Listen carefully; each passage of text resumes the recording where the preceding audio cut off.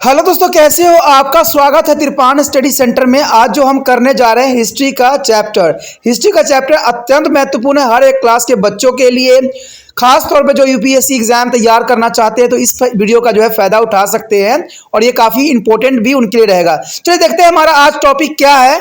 Provisional of administration और जो है एकता जो है सिस्टम, यानी एकता प्रणाली क्या है और इसका क्या प्रोविजनल है जो है यहाँ पर राजनीतिक केंद्रीयकरण में।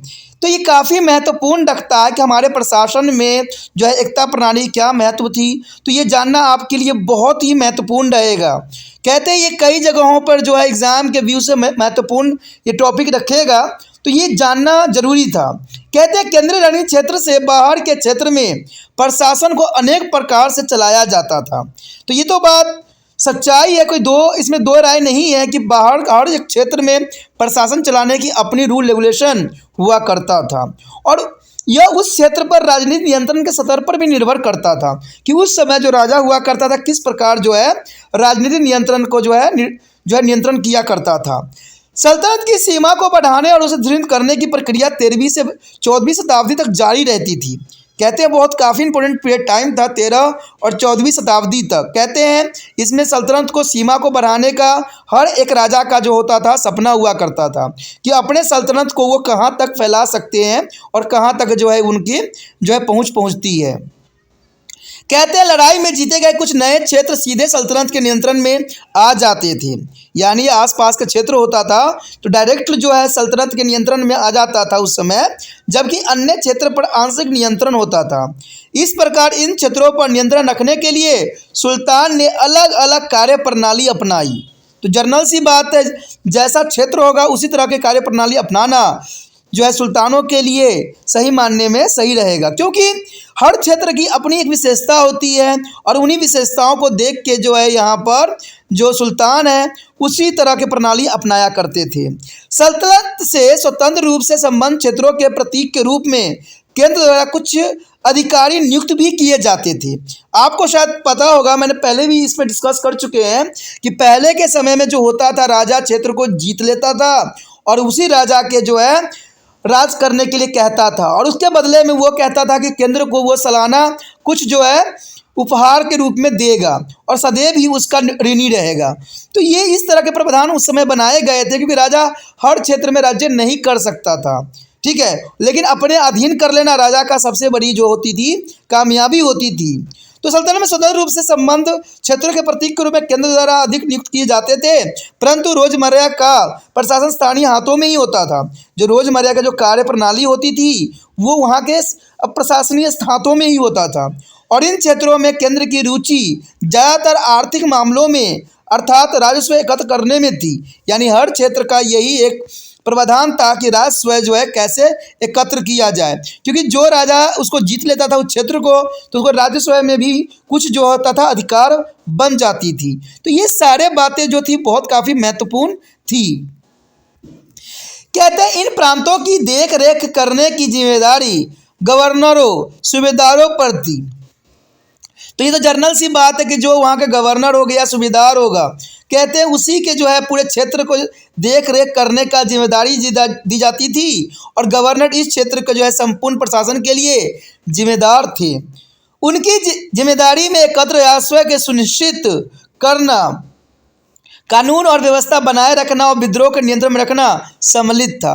कहते हैं अगर इन चीज़ों को अगर कंट्रोल कर लिया जाता था तो काफ़ी मानने में जो है सुल्तान के लिए जो है राज्य करना बहुत ही सरल हो जाता था, क्योंकि कहीं भी अगर आप देख लीजिएगा तो इसमें सबसे इम्पोर्टेंट होता है कि राजस्व निश्चित करना, यानी कर को जो है निश्चित करना हर एक प्रशासन के लिए महत्वपूर्ण होता है। कानून व्यवस्था का व्यवस्थित करना ये भी महत्वपूर्ण होता है और विद्रोह को नियंत्रण में रखना ये भी बहुत महत्वपूर्ण होता है। कहते हैं अगर इन तीनों को अगर कंट्रोल में आप कर लेते हो तो कई मानने में जो है वो राज्य आपका हो जाता है और वहाँ पर जो है बहुत ही सुचारू रूप से जो है प्रशासन चलाई जा सकती है। कहते वो अपने क्षेत्र में सुल्तान का प्रतिनिधित्व था, यानी देखा जाए तो सूबेदार जो होता था अपने सुल्तान के प्रतिनिधि के रूप में वहाँ पर कार्यरत होता था, क्योंकि अधिकारियों का जो है अक्सर हस्तांतरण होता था। यानी अगर देखा जाए तो अधिकारियों का हस्तांतरण यानी ट्रांसफ़र कर दी जाती थी या हटा दी जाती थी, तो इसके जगह पर जो है गवर्नर सूबेदार होना बहुत ही महत्वपूर्ण होता था, जो सारे ही क्षेत्र की जो है देख रेख कर सके और सभी चीज़ों पर नियंत्रण रख सके। वे उन क्षेत्रों पे परिचित नहीं होते थे। देखिए, ये बहुत इंपॉर्टेंट बात है कि नए अधिकारी अगर आते थे तो वो उस क्षेत्र के परिचित नहीं होते थे। अगर आप उस क्षेत्र के परिचित नहीं होगे तो वहाँ के जो है तकलीफ़ों को कैसे जान पाओगे। तो ये बहुत बड़ी बात इंपॉर्टेंट आता है। तभी तो मैं एक बात हमेशा आपको कहता हूँ कि जब भी इलेक्शन होती है तो आप अपने क्षेत्र के व्यक्तियों को जिताइए जो ईमानदार हो, जो आपके ही क्षेत्र में हो, क्योंकि वह उस क्षेत्र की समस्याओं को भली भांति जानता हो। लेकिन एक बात सदैव याद रखना कि लालच के पिटारों में मत फंसना। जहाँ पर लालच आपके लिए दिया जा रहा है, समझ जाना कि वो जो है आपके लिए अच्छा कार्य करने वाला नहीं है, क्योंकि लालच में आप फंस रहे हो, वो नहीं फंस रहा है, वो आपको फंसा रहा है लालच के चक्कर में और आप फंस जाती हो। तो कभी भी ज़िंदगी में याद रखना कि कभी भी वोटिंग करना या किसी को भी अपना प्रतिनिधि चुनना तो लालच के अंतर्गत नहीं चुनना।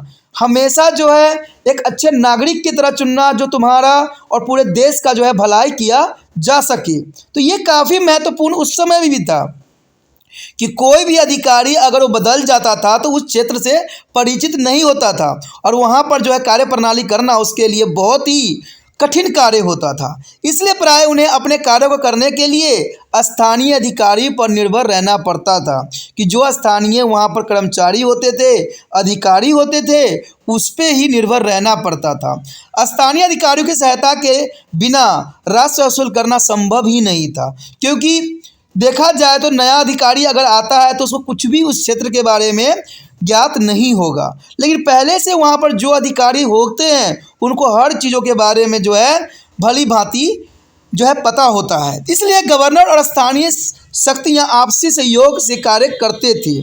कभी कभी यह संगठन सल्तनत के लिए परेशानी पैदा भी करते थे, जो कि साधारण सी बात है। हमने इतिहास देखा और पढ़ा और जाना है, जहाँ पर जो है हमेशा सुल्तान के लिए जो है क्षेत्रीय संगठन परेशानी का सबब बनता था, क्योंकि उनका भी एक ही जो था लक्ष्य था अपने आप को स्वतंत्र घोषित करना और अपना जो है राज्य स्थापित करना।